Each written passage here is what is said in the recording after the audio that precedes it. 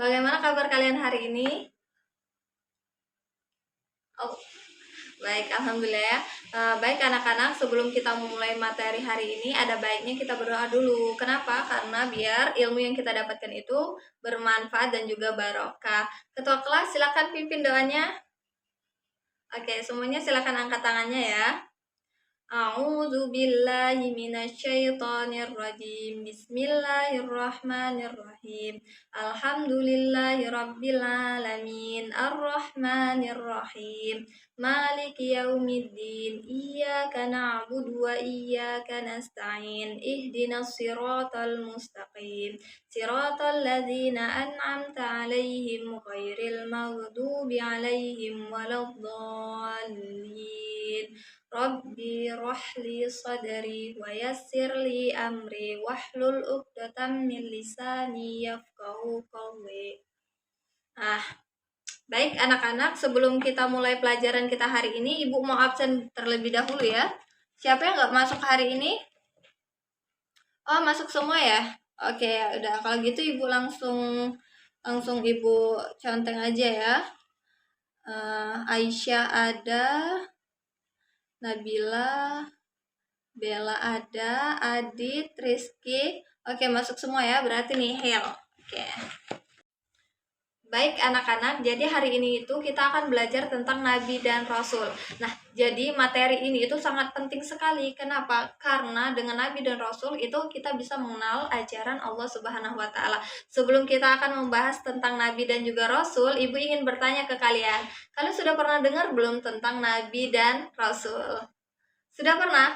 Oke, baiklah. Berarti kalian sudah tahu dong tentang apa itu Nabi dan juga apa itu Rasul. Boleh silahkan yang mau jawab pertanyaan Ibu, apa perbedaan antara Nabi dan juga Rasul? Aisyah, silakan.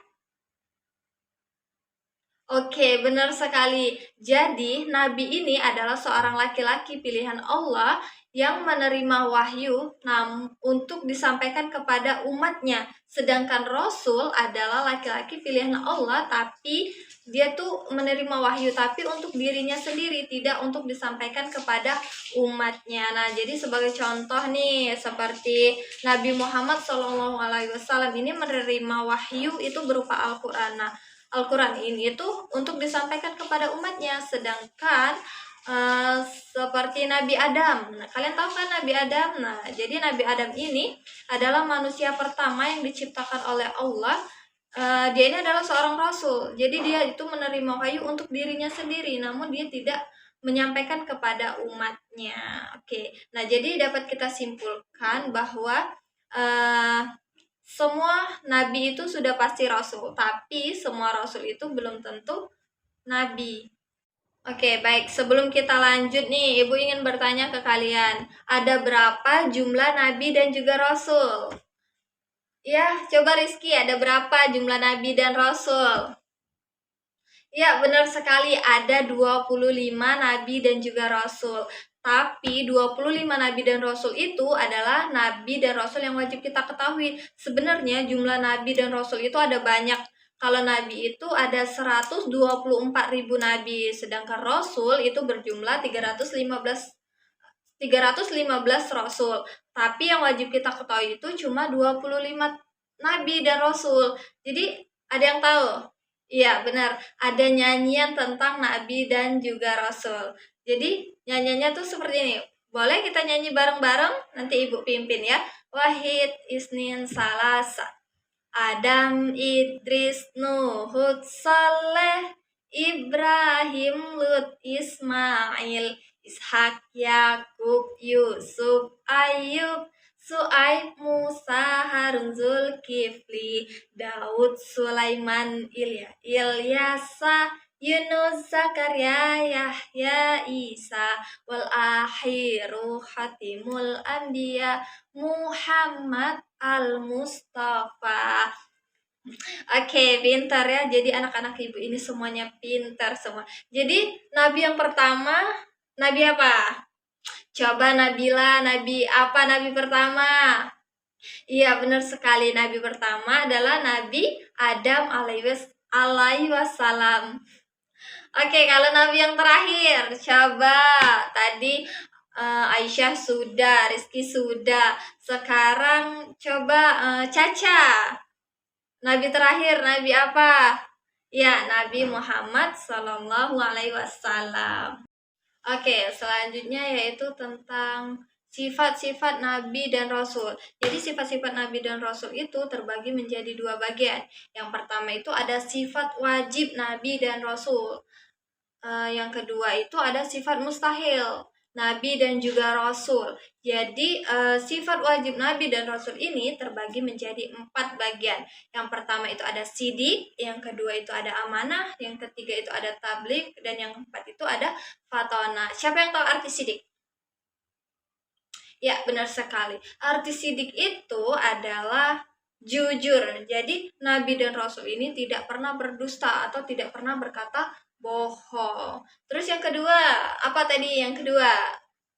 Ya, benar sekali. Yang kedua itu adalah amanah, yang berarti dapat dipercaya. Yang mana para nabi dan rasul itu melaksanakan tugas Allah itu dengan penuh tanggung jawab. Dan yang ketiga ada ya tabligh, berarti menyampaikan wahyu Allah itu dengan benar. Terus yang keempat itu ada fatona, yang berarti iya, semuanya pada pintar semua ya. Fatona ini berarti cerdas. Jadi mereka itu memahami wahyu itu dengan sangat baik. Terus yang kedua tadi ada sifat apa? Sifat sifat mustahil bagi nabi dan rasul. Sifat mustahil ini juga terbagi menjadi 4. Sifat mustahil ini itu berarti sifat kebalikan dari sifat wajib tadi. Ini juga terbagi menjadi 4. Jadi sifat mustahil bagi nabi dan rasul itu ada 4 kan. Jadi yang pertama itu ada kidzib, yang mana kidzib ini kebalikan dari sidik, yang mana artinya itu dusta. Jadi mustahil bagi nabi dan rasul itu berdusta, karena mereka itu selalu berkata benar dan menyampaikan wahyu sesuai dengan perintah Allah. Terus yang kedua itu ada kebalikan dari fatana, khianat. Amanah tadi apa? Dapat dipercaya. Nah, kalau khianat ini adalah jadi nabi dan rasul ini mustahil berkhianat dalam menyampaikan wahyu. Jadi mereka itu sangat amanah dan dapat dipercaya dalam menyampaikan wahyu. Terus yang ketiga, kebalikan dari tabligh, yang mana hitman. Ya, hitman ini artinya menyembunyikan. Kalau tabligh tadi kan menyampaikan, kalau ini itu menyembunyikan. Jadi mustahil bagi nabi dan rasul itu menyembunyikan wahyu Allah.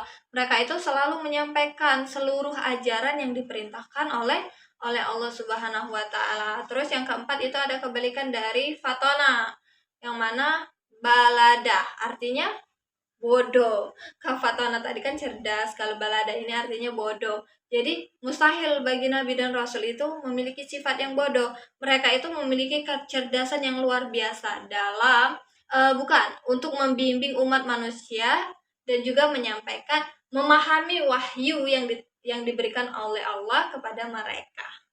Oke, tadi kita sudah membahas tentang nama-nama nabi dan rasul, tentang sifat-sifat nabi dan rasul. Sekarang kita akan membahas tentang tugas-tugas rasul. Jadi ibu ingin bertanya nih ke kalian, nabi terakhir tadi nabi apa? Coba diulangi, nabi terakhir tadi nabi apa? Iya, benar sekali. Nabi terakhir itu adalah Nabi Muhammad Shallallahu Alaihi Wasallam.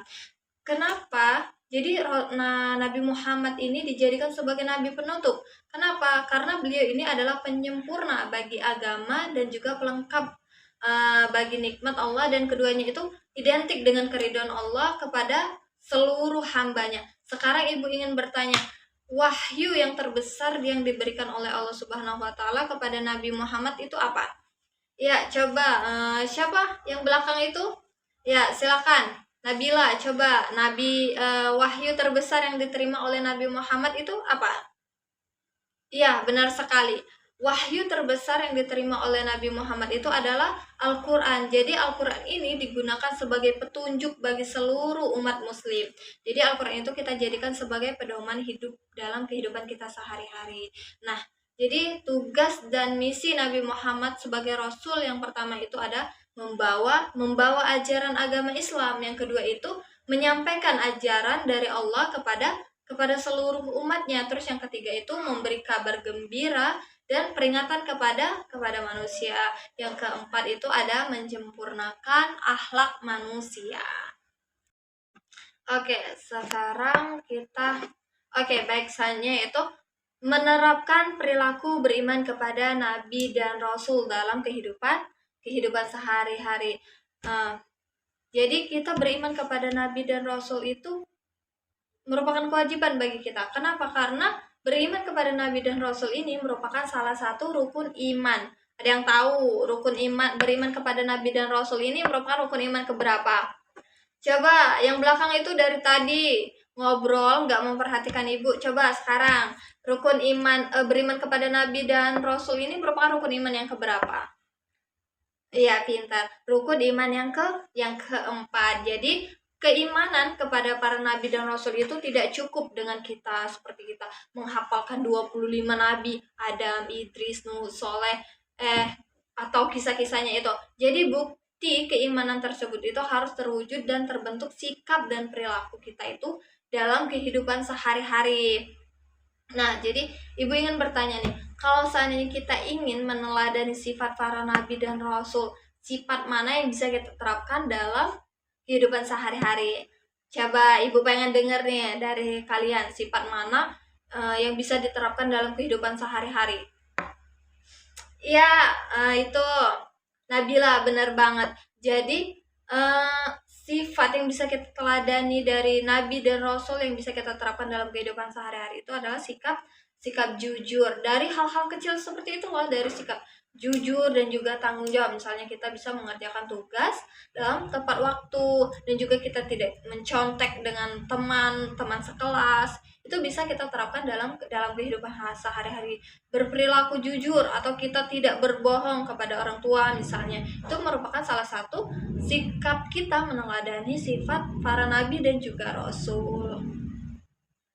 Oke, baik anak-anak, jadi hari ini kita sudah mempelajari tentang nabi dan juga rasul. Ibu ingin bertanya ke kalian nih. Ibu kan tadi sudah menjelaskan panjang kali lebar tentang pengertian nabi dan rasul, sifat-sifatnya, terus juga tentang tugas-tugas nabi dan rasul. Sekarang ibu ingin bertanya nih, Tasya, coba dari tadi ibu liatin ngobrol sama temennya. Coba apa perbedaan antara nabi dan juga rasul? Oke, benar sekali, ternyata Tasya mendengarkan ya penjelasan dari Ibu. Jadi, pengertian perbedaan antara nabi dan rasul, kalau nabi itu menerima wahyu untuk dirinya sendiri, sedangkan kalau rasul ini menerima wahyu itu untuk disampaikan kepada umatnya. Seperti contoh tadi, Nabi Muhammad menerima wahyu itu berupa Al-Qur'an untuk disampaikan kepada umatnya, sedangkan Nabi Adam itu menerima petunjuk untuk dirinya sendiri, namun bukan untuk umatnya. Terus juga ada sifat-sifat nabi dan rasul. Sifat-sifat nabi dan rasul itu terbagi menjadi dua. Yang pertama ada sifat wajib, yang kedua itu ada sifat mustahil. Yang mana sifat wajib itu terbagi menjadi 4 tadi, terus yang mustahil itu juga terbagi menjadi 4 bagian. Dan beriman kepada nabi dan rasul merupakan rukun iman yang keempat dan juga wajib bagi kita untuk beriman kepada nabi dan juga rasul. Oke, Ibu rasa untuk materi hari ini, Ibu rasa kalian sudah paham semua ya tentang Nabi dan Rasul, dan Ibu harap kalian semua bisa meneladani sifat-sifat Nabi dan juga Rasul. Dan kalian juga udah bisa kan, sudah hafal tentang nama-nama Nabi dan juga Rasul. Itu ada 25 Nabi yang wajib kita ketahui. Baik anak-anak, semoga kita bisa meneladani akhlak mereka dalam kehidupan sehari-hari. Jadi demikianlah pembelajaran kita pada hari ini, dan Ibu harap kalian benar-benar bisa menerapkannya dalam kehidupan sehari-hari. Baik, mungkin itu saja yang dapat Ibu sampaikan, dan Ibu akhiri. Wassalamualaikum warahmatullahi wabarakatuh. Habis ini kalian belajar tentang apa? Oh, kalian akan belajar tentang fikih ya? Oke, kalau gitu Ibu keluar dulu ya, dan Ibu terima kasih.